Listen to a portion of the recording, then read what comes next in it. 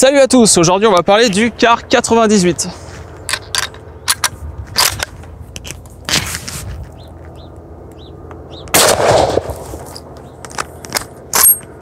Si vous n'avez pas vu ma vidéo sur le Gewehr 98, je vous suggère d'aller la voir pour comprendre un petit peu plus facilement la suite sur ce Kar 98. Depuis l'adoption du Gewehr 98, l'Allemagne s'intéresse en même temps à remplacer toutes ces carabines Kar 88 et Gewehr 91, notamment pour la cavalerie qui a un besoin de changer ces carabines-là par le système de culasse Mauser. Et en même temps, il y a le besoin d'équiper toutes les troupes, tous les corps d'armée qui ont besoin d'une arme plus courte, qui n'ont pas besoin d'un fusil de fantassin qui fait quasiment 1,10 m de long et qui est bien trop encombrant. Donc tous les corps d'armée de type artilleurs, télégraphistes, sapeurs, etc. Alors au lieu de se précipiter et de prendre le G98 et d'en faire une version raccourcie et de le distribuer à toutes les troupes, ils ont voulu faire des essais avec différentes armes, différentes configurations d'armes, parce que les besoins des artilleurs n'étaient pas forcément les mêmes que ceux des cavaliers, puisque par exemple les artilleurs ont besoin de mettre une baïonnette et ont besoin d'un quillon pour mettre les armes en faisceau, alors que les cavaliers n'en ont pas du tout besoin, n'ont pas besoin d'une baïonnette puisqu'ils ont déjà un sabre. Et puis ils n'ont pas besoin de poser leurs armes en faisceau puisqu'ils ont des étuis en cuir prévus sur leur selle, sur la selle de leurs chevaux pour ranger leurs fusils. Donc ils ont fait des tests à partir de 1902 pour voir un petit peu ce qui correspondait à quel corps d'armée en fait, et avoir des retours d'expérience surtout, c'était ça qui était important avant de se lancer dans la production en masse d'une arme. Donc là par exemple je vous montre une carabine d'essai d'artillerie. On peut voir directement l'influence de la Kar 88 avec le même type de culasse. Au niveau de la taille c'est à peu près similaire. Néanmoins, on peut voir qu'il y a bien un quillon, mais il n'y a pas de quoi poser une baïonnette. Alors ce qui peut aller, comme je le disais, à la cavalerie, mais pas à l'artillerie. Donc encore une fois, voilà, ils ont testé différentes configurations comme ça, ils ont eu des retours d'expérience sur le terrain, sur ce qui leur fallait, ce qui n'allait pas aux uns aux autres, etc. Et en même temps, en 1905, apparaît la nouvelle munition, la balle S, donc avec une ogive pointue. Sauf que le problème, c'est que cette balle S, qui était donc plus performante, plus intéressante, produisait un éclair assez fort à la bouche du canon au moment du tir. Donc c'était très visible pour les ennemis de voir où étaient les tireurs. Donc l'effet un petit peu poudre sans fumée, bon, il n'y avait plus trop d'intérêt. Donc il fallait trouver le bon compromis, il fallait en même temps trouver une arme courte mais pas trop, pour éviter justement ce flash. Donc il n'y avait pas de souci pour le tireur, mais c'est juste que c'était très visible. Et il fallait pas une arme donc trop longue, qui soit trop encombrante, pour donc les cavaliers et l'artillerie principalement.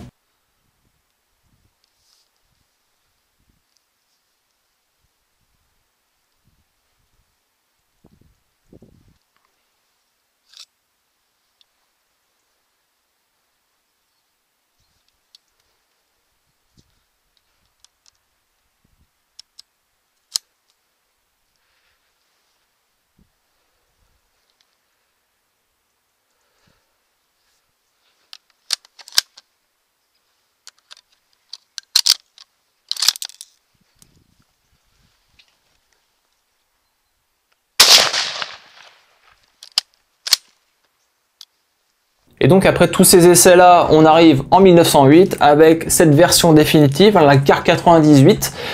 Donc comme vous pouvez le voir, avec la possibilité de mettre une baïonnette, le quillon pour porter les armes en faisceau.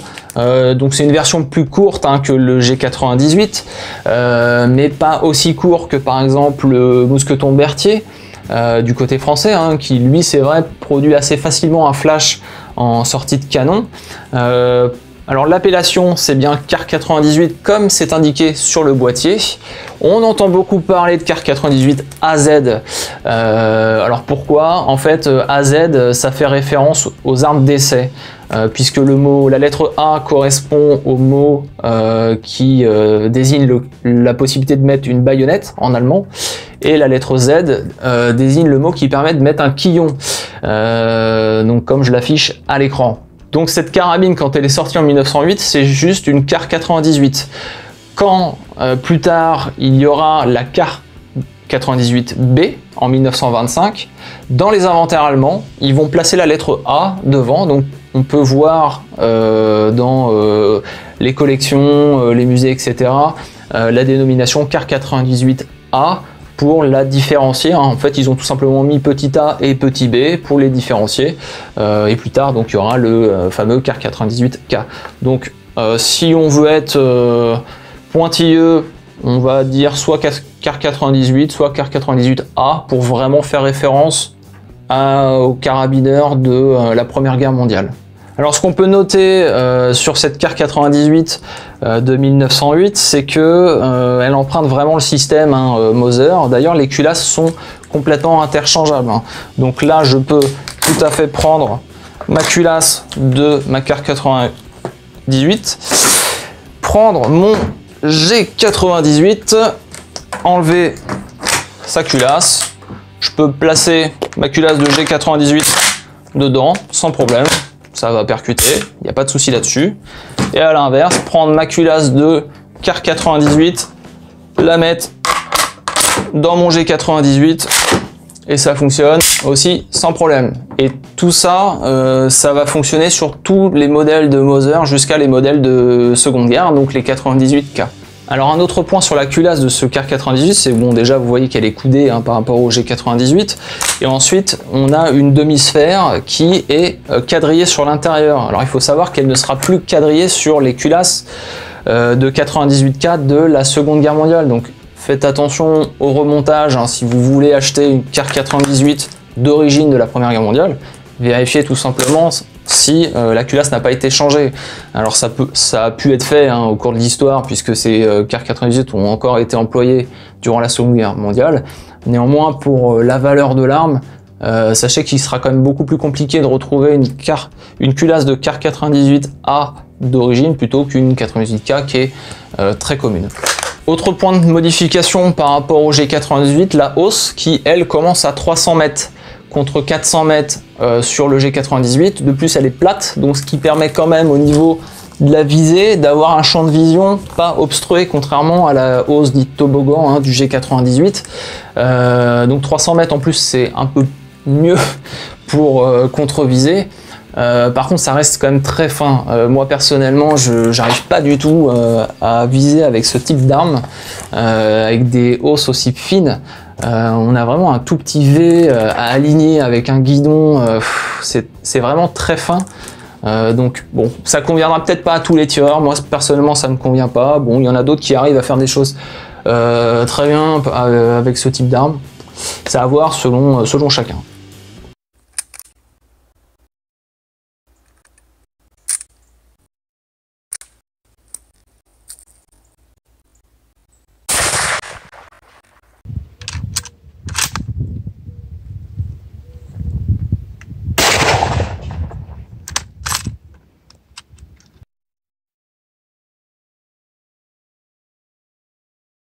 Donc pendant la Première Guerre mondiale, la carabine a subi quelques évolutions, notamment au niveau du bois, puisque celle-ci par exemple est en noyer, donc on peut voir ça donne un veinage assez sympathique, mais en fait comme l'Allemagne subissait un blocus assez important durant la guerre et qu'elle ne pouvait pas disposer donc des ressources dont elle avait besoin, les crosses sont passées donc du noyer à d'autres essences, comme le lorme, l'érable ou le hêtre.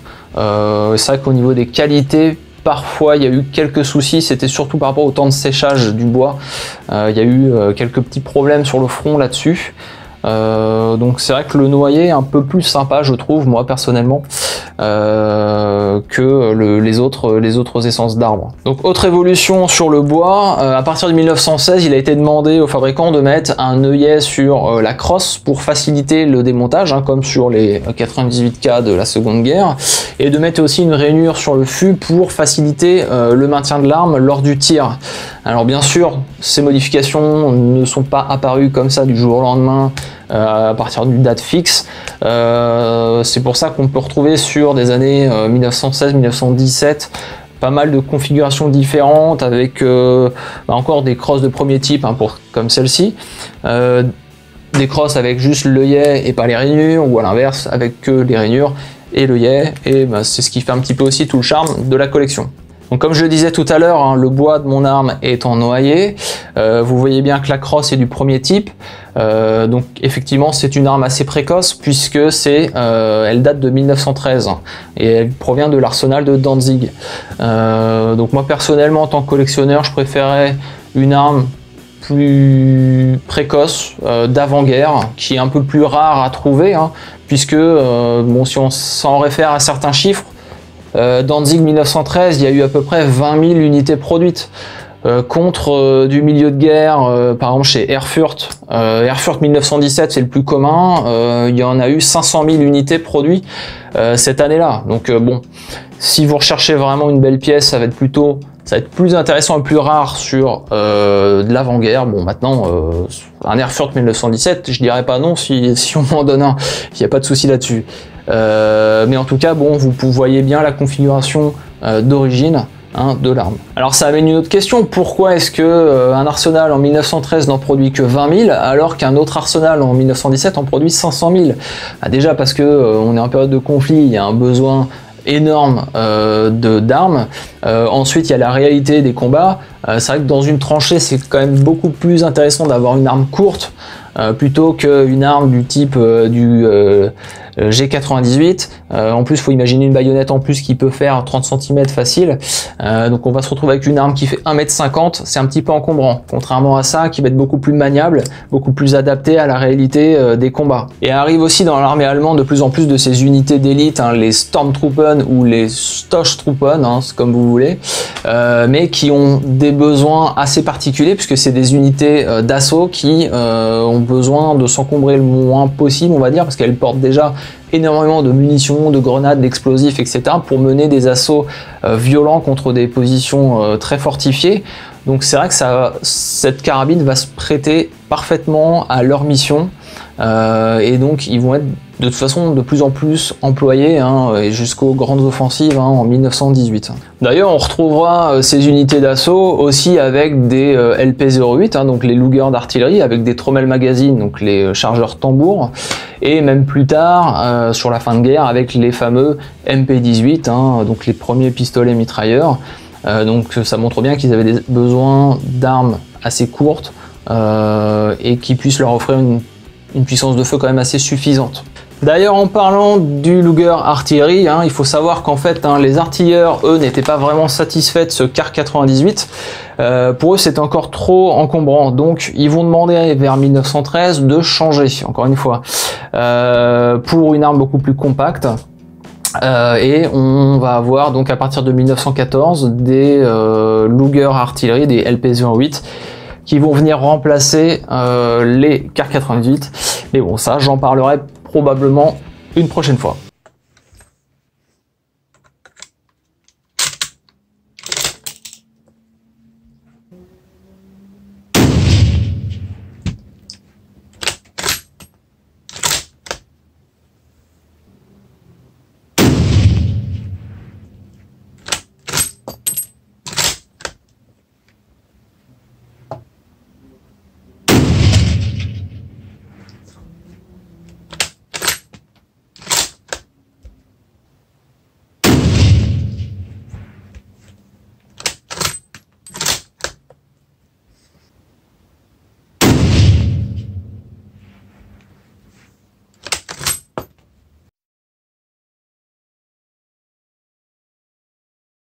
Voilà, la vidéo touche à sa fin sur l'histoire de cette Kar 98A qui a quand même été produite en 1908 à 1918, qui a encore été largement utilisée durant la Seconde Guerre mondiale, qui aurait dû être un peu remplacée par la Kar 98B en 1925 et la 98K en 1935.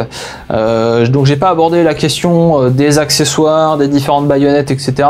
Ça fera probablement l'objet d'une prochaine vidéo hein, sur les accessoires des fusils Mauser. En tout cas, merci d'avoir regardé jusqu'au bout. N'hésitez pas à liker pour me soutenir et à me poser des questions dans les commentaires. Hein. J'essaierai d'y répondre au possible. Voilà, je vous remercie et puis je vous dis à bientôt.